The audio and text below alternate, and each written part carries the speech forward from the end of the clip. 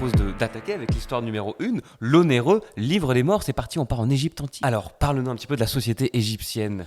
Oula, c'est très très vaste.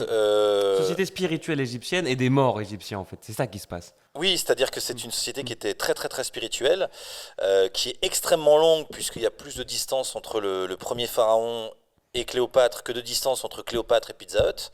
C'est vous dire le temps que ça a duré. Et nous, on met cette histoire dans une époque qui s'appelle le Nouvel Empire.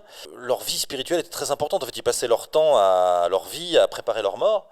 Et donc, pour bien passer toutes les épreuves dans le doigt, dans le monde extérieur, dans le monde inférieur, une fois qu'on était mort, il fallait un livre des morts, qui était très important. Et dans la période dans laquelle je situe l'histoire, qui est une période assez faste, des gens entre guillemets de la classe moyenne commençaient à se procurer ce livre des morts. Donc, on a une jeune scribe qui s'appelle Képhet et qui veut absolument se procurer ce livre des morts. Et l'onéreux livre des morts, parce que le paradoxe qui était rigolo, c'est que ils étaient très chers. Donc voilà, c'était très spirituel, mais quand même très matériel aussi. Il y avait les deux, et donc je joue sur ce contraste-là et sur cette quête de cette jeune femme pour trouver son livre des morts. Ouais.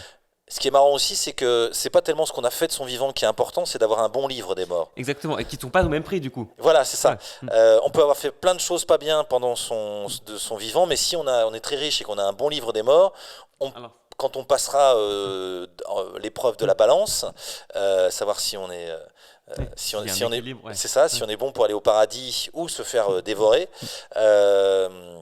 et ben ça dépendra beaucoup de la qualité du livre qu'on a. Ouais. Donc elle cherche quand même un bon livre et il y a toute cette quête effectivement un peu amusante, un peu émouvante aussi puisqu'elle meurt. Et la deuxième, alert.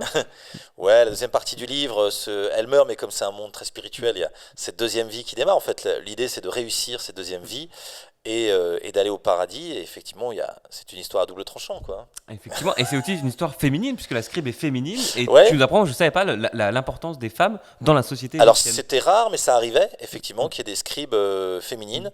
Il y a un lien aussi avec son mari. Les couples étaient assez forts. Les mariages avaient une vraie importance. Donc c'est aussi l'histoire un petit peu d'un couple. Et donc effectivement, voilà, c'était pas la norme, mais ça pouvait exister. Donc j'ai choisi cette héroïne. Ouais. Nouvelle histoire, histoire numéro 2, la prophétie de la reine Poku. Poku Beaucoup. Poku. On est à quelle date là 1707. Et on est où On est elle démarre au Ghana, elle termine en Côte d'Ivoire. C'est une histoire légendaire là-bas. Voilà. Alors, raconte-nous un petit peu cette légende qui est un petit peu la Moïse locale, si je comprends bien, c'est ça On pourrait l'assimiler à ça. En tout cas, il y a donc moi, j'étais en Côte d'Ivoire la première fois qu'on m'a raconté cette histoire. Et donc, on parle d'une reine qui aurait traversé un fleuve. Il y a une histoire aussi avec son enfant. Et donc, elle est partie du Ghana actuel, du royaume Ashanti. Elle est remontée pour traverser un fleuve et arriver en Côte d'Ivoire actuelle et fonder un nouveau peuple qui s'appelle les Baouli. Et donc, c'est cette histoire à mi-chemin entre l'histoire et justement la légende, puisqu'il y a vraiment eu une migration de population qu'on raconte dans la prophétie de la reine Poku. Ouais. Et alors, du coup, ça permet de poser une question intéressante. À quel point tu te documentes, à quel point tu fictionnes ces récits? Comment ça se passe cette phase de travail chez toi? Je me documente à fond. Ok. Donc il y a beaucoup de choses qui sont vraies. C'est un des retours d'ailleurs qu'on a, que les gens apprennent des choses. Ouais, et puis après, c'est comme vrai. c'est de l'extraordinaire, comme c'est du fantastique, de temps en temps, ça part ailleurs. Et donc j'aime beaucoup les pans d'histoire où on a une grosse partie qui est sûre et puis une autre partie qu'on ne connaît pas. Et donc moi je la remplis, quoi. C'est ça. Donc cette reine Poku, elle a priori vraiment existé. Oui, oui. Mais ce qui se passe dedans, les péripéties, les personnes qu'elle rencontre, t'improvises un petit peu. C'est ça, on a des éléments, mais on n'a pas tout. Ce qui est sûr, c'est que donc c'est une histoire auto-africaine, sans intervention de colons extérieurs. Et donc c'était un empire important, Ashanti, ouais. voilà c'est ça, qui justement était basé sur l'or entre autres.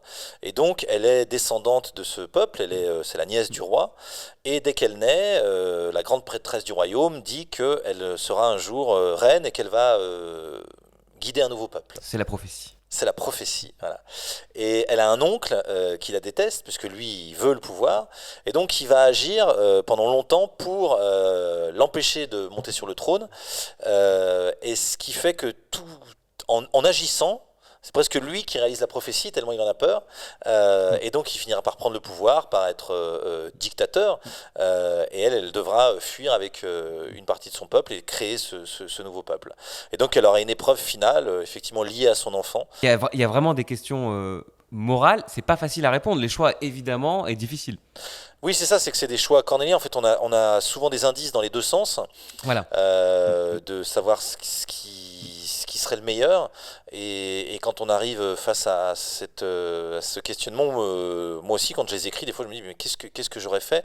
Voilà, c'est vraiment l'idée de se mettre à la place de si on était une reine, si on était au XVIIIe siècle, si on était à sa place, qu'est-ce que serait le meilleur choix?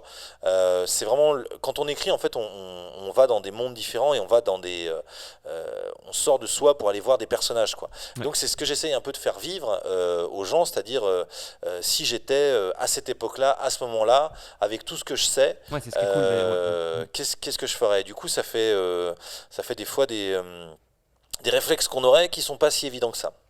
Exactement. Je te propose de passer à la prochaine histoire. Mais avec plaisir. Cette fois-ci, on revient en France. On vient dans nos campagnes françaises avec les bêtes du Gévaudan.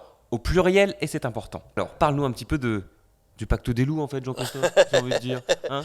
Le Pacte des loups, oui, c'est vrai c'est un film qui reprenait un petit peu cette histoire, mais de très très loin. Quand je faisais mes recherches, j'avais un chercheur qui avait dit c'est à peu près ce qu'on peut faire de pire avec cette histoire, le Pacte des loups. Ouh, ça clash, ça clash.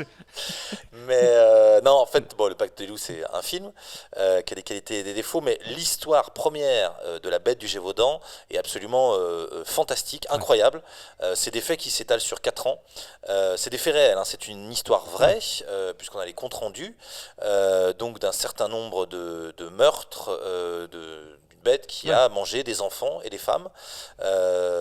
Et donc c'est un nombre conséquent, hein, de victimes. Il y a beaucoup de gens qui l'ont vu. Et néanmoins, ils parlent tous d'une bête rousse, mais néanmoins, on n'est pas sûr de la nature de cette bête. Ouais. Et c'est ça qui donne tout le charme à cette histoire. Et donc chaque spécialiste, il va de son couplet en disant c'est forcément un félin. Oui, c'est forcément un félin. Non, c'est ça Exactement, qu'il ils font exactement comme ça. Ou c'est des loups, etc. Mais voilà, chaque piste s'arrête à un moment, il y a quelque chose qui ne va pas. C'est ça.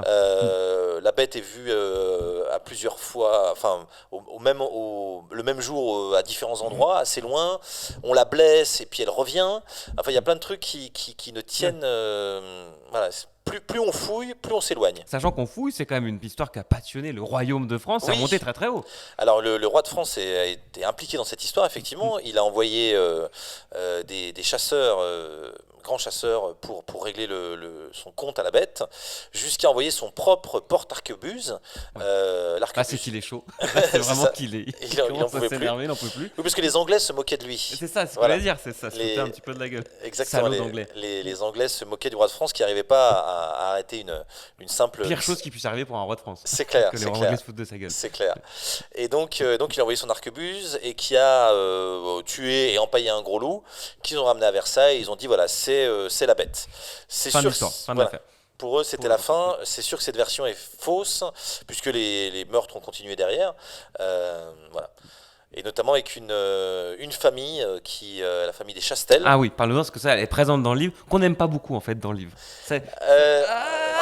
ça sent pas très bon quand même. Hein. Non, ils sont dans tous les sales coups. Voilà, Ils sont dans tous les sales coups. Notamment le père Chastel, qu'on appelle le fils de la sorcière. Donc c'est vrai que voilà. Ça part mal. Ça part mal, effectivement. Et donc moi, dans le livre, pour le coup, j'ai inventé un héros qui s'appelle Émile Mallet, qui est un chasseur, un jeune chasseur, et qui fait les différentes périodes, parce que c'est une histoire avec plein de périodes. Ouais. En gros, trois grands chasseurs viennent s'atteler à essayer de débusquer et de tuer cette bête. À chaque fois, c'est des échecs, à part celle du roi qui est fausse. Mais par exemple, il y en a un qui s'appelle le capitaine Duhamel, qui met 30 000 hommes derrière elle. C'est encore la plus grande battue jamais effectuée Duhamel, contre un animal. Duhamel, il est chaud, il le veut, il le veut. Oui, mais cette battue n'aboutit à rien. Ouais. Flûte. Flûte, ouais, c'est dommage. Donc voilà, c'est une histoire qui est à étage, qui est absolument géniale à découvrir, Ouais. qui était super enquêtée, et pour le coup, là, le spectateur, effectivement, avance dans cette enquête, puisque plus ça va, plus il découvre des choses, et effectivement, plus il se rapproche de la vérité, Et de cette famille, du coup, qu'on sent pas très très bien. exactement, ouais, Ouais. elle a effectivement un lien Ouais. avec ces meurtres et avec tout ça. Ouais. Parce que c'est donc les bêtes du Gévaudan, puisqu'on peut imaginer que il y a eu des crimes aussi. Les humains font partie de ces bêtes aussi, en fait. Alors, il y a eu il y a eu certainement un serial killer qui s'est mis dans le truc en même Voilà. temps. Écoute, super histoire. On est pris un peu dark comme histoire, mais bon, c'est vrai que t'es pris dedans et que t'as envie de savoir. En fait, c'est toujours la Oui, même oui, chose. c'est ça. Et qu'en plus, à la fin, on va te poser la question, comme à chaque fois. À la fin, on va te poser une question effectivement difficile, assez morale, Ouais. voilà, puisqu'on a découvert qui c'était, mais voilà. Vous le découvrirez dans le livre. Et cette fois-ci, on va passer à Chicago. On va traverser l'Atlantique. On va avancer aussi un petit peu dans le temps, puisqu'on va découvrir non pas Al Capone, mais le frère d'Al Capone. C'est parti pour la 4e histoire. Donc, le rôle du frère. Parlons un peu de ce frère. En vrai, il est très mystérieux. Donc c'est le dernier, c'est le petit dernier. Il l'appelle Mimi. Et donc, comme on est sur une période donc, de prohibition, alcool interdit de vendre, de stocker, d'en faire, etc. Donc, loi très très dure anti-alcool, qui ont abouti à ce que les Américains n'aient jamais autant bu que pendant cette période. Hein. Oui. Gros échec sur cette campagne. Et donc des mafieux qui sortent, hein, dont Al Capone, et son petit frère, bah, du coup, je l'ai fait allergique à l'alcool. Donc il est dans un milieu de mafieux terrible. Son frère est le chef de tous ces gars, et lui supporte pas de gorgée de whisky. Voilà. Et donc on va suivre son parcours, et c'est lui qui va être à la base de la chute d'Al Capone, puisqu'il en a marre de son grand frère, et que les autorités aussi en ont marre. Le président des États-Unis s'en est mêlé aussi. Ouais, il avait un pouvoir Al Capone extraordinaire. Ah bah, C'était le chef de Chicago. Et il dépensait beaucoup d'argent pour avoir tous les flics, tous les flics à sa botte. Et il n'y a pas de décision qui se prenait. C'était plus que le maire de la ville, quoi. Ouais, c'est ça, ouais. Voilà. Il y avait son bureau, j'ai la chance d'aller à Chicago. Oui. J'ai vu son bureau au dernier étage, il y a une tour, et apparemment, l'agent racontait, enfin le mec qui nous racontait en tout cas ça, disait qu'il était vraiment au tout dernier étage, et vraiment son bureau qui donnait sur toute la ville, effectivement comme le maire de la ville, quoi. Ouais, Vraiment, le mec, le personnage le plus important de la ville. Quand il va pour se faire arrêter, il fait un discours devant tous ces hommes de main. Il fait des chèques d'ailleurs aussi, il les remercie. Et le discours de fin ressemble à un discours de voilà tout ce qu'on a pu faire pour cette ville qui était magnifique. On dirait vraiment un homme politique. Voilà, il y a 400 meurtres derrière, plus de 400 meurtres. Voilà. Et ce qui est marrant, c'est qu'on va pas arriver à l'inculper sur ces 400 meurtres. On va l'inculper sur le fait qu'il payait pas ses impôts. Voilà. Et ça, c'est dans les faits réels. Et moi, c'est le petit frère qui, derrière, est en train de filouter contre son aîné. C'est ça, donc là tu détaches de la réalité. Alors, on ne sait pas. Qui on ne sait pas. C'est peut-être. Élise Lucet. Parce que là, j'ai des documents. Voilà. Et j'ai l'autre, non. Personne n'a dit qui dénonçait. Donc voilà, peut-être que c'était son petit frère. Voilà. Et maintenant, on va quitter un petit peu les mafieux pour arriver dans la Real Twilight Zone. Et je sais que c'est important pour toi, cette histoire, parce qu'on est un peu dans la genèse des histoires à double tranchant. On y va tout de suite.